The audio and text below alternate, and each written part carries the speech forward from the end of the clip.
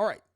First of all, shout out to Destin for actually doing a much more detailed report on this Bungie thing. He has a video where he explains in detail the different incidences that Bungie has engaged in, taking people's art and plastering it in their game. In fact, there was one where they took a story at some point. I guess this was a thing that had a Destiny, it's a Destiny game thing somewhere. I don't know about it. I'm not, well versed in this kind of matters.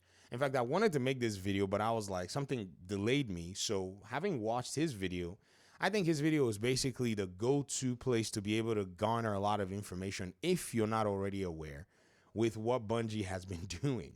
They go ahead and take this artist's work, and it basically is the foundational theme for the entire game. This one is actually, in my opinion, one of the most egregious of all of them.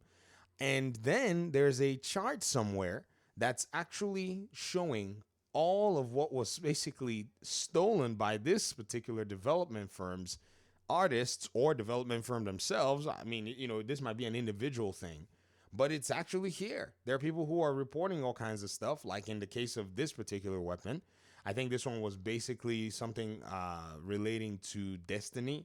Then you had this other one here where this other artist was basically saying that they basically took their art and all that stuff. And honestly, as much as I want to blame Bungie and so on and so forth, I gotta ask this very, very simple question. Did PlayStation vet this company before they went ahead and acquired them? Because if PlayStation vetted this company, I'm in the position to say that they did not do their due diligence.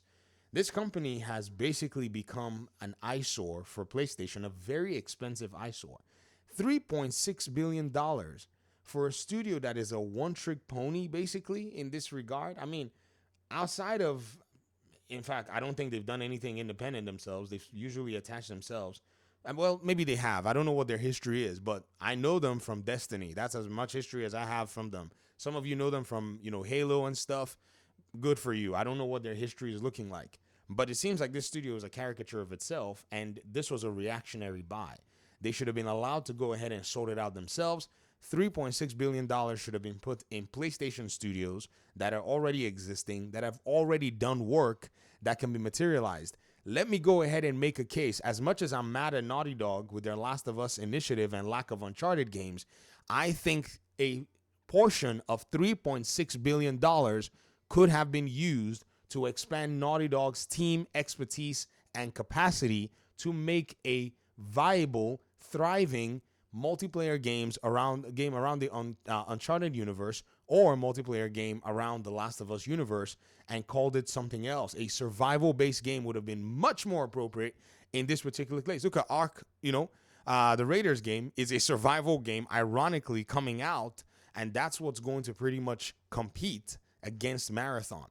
I think this is very weird at the end of the day that somebody was able to convince shareholders to approve this particular purchase. It's like they did not read, not even the letter, the red letter, writing on the wall for this particular studio. And they went ahead and made what I think are some of the, most insane decisions that I've actually seen out there in terms of, what are you guys going to do with Microsoft now acquiring Activision Blizzard King? They went ahead and jumped straight into acquiring another studio to come and do what? To come and teach them. Oh my gosh. Can you imagine this nonsense that they were saying then? That, Bungie was not necessarily, man, PlayStation fanboys, I gotta say, you guys have the opportunity to come out and say that you were wrong and you missed the mark about your entire analysis about PlayStation since 2021. You all were championing all of the worst possible things. And in many cases, you were deflecting. Many of you said, but Bungie is not the same as Activision. I mean, $3 billion is not the same as $69 billion. Where was PlayStation going to get $69 billion from? So they went with this studio that, in my opinion anyways, is probably one of the most irresponsible studios I've ever seen. Their boss guy is buying, fly cars and showing some kid fly cars. They're firing devs. Oh, my God. You know what? Let me not go ahead and just harp too much on Bungie themselves. They can do their thing, but the onus lands on PlayStation for not doing the proper work to vet these guys before bringing them into their fold. They've sullied PlayStation's creative name. PlayStation is not one that you would yell at that lacks, say, creativity in areas and such. Like, you know what I mean? You could say maybe, PlayStation has, some issues here and there, but man, seems like that's probably where we're going, honestly. A lot of these folk that are coming into the PlayStation and even the big publisher, ecosystems, seems like something is going on, man. It seems like the drive to create and the drive to be risky is gone somewhere. I don't know what it is, but just seems like everybody is just so tepid these days. And artists are not vetted so well. What are they doing in that game studio? Like, no one is vetting artists anymore. Well, I guess they said they've already gone ahead to fire this person. Did they really think that the person that they stole the artwork from was not going to discover for a big game? This is the weirdest thing I've ever seen. And here's the crazy thing. This is a recurring theme. I mean, can we put that into perspective, that this is a recurring theme? Right? That this is not something that is an isolated incident. This is a recurring theme. And do you know what's going to happen with this? Gamers are not going to forget.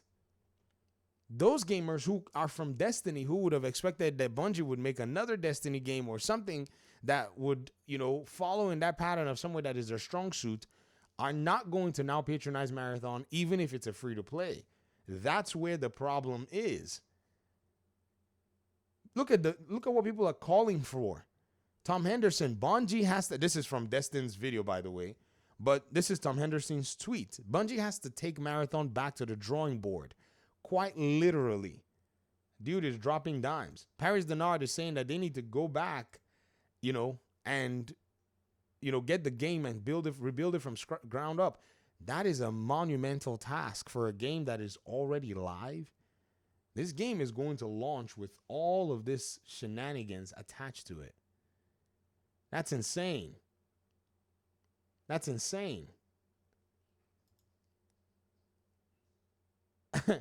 As much as, I don't know, man. As much as, I want to go ahead and just rail on Bungie, and many people are, there's a side of the ownership of Bungie that needs to be pointed out. If it's not pointed out, right? A lot of people are going to basically just let PlayStation skate quietly away from this stuff. This is on them. And the way Xbox got dragged for Arcane Austin, the way Xbox got dragged for Hi-Fi Rush, Studios Tango Game Works, we need to see people dragging PlayStation for this stuff. Else, we know that these so-called PlayStation pundits are, basically a joke. If they're not going to call PlayStation out for this stuff. At least Proto Rock has basically started calling them out. But here's the problem. None of them are going to admit that their, competitive counterpart did it right. I think that's actually the moment that we're going to basically have to see for us to believe that these guys are genuine. Because Xbox came out with their CEO and their boss saying, we lost the console war. He came out and said it. And they used it against him, not knowing that was actually his avenue to buy the biggest. He played them, basically. I think Phil Spencer played all of you. But, it's okay. We can have that conversation later. However, the PlayStation leadership, even though Jim Ryan's out, they still need to be called out for indulging this particular development team, even after knowing that there's a chronic issue here of them basically having been involved in tapping people's art illegitimately.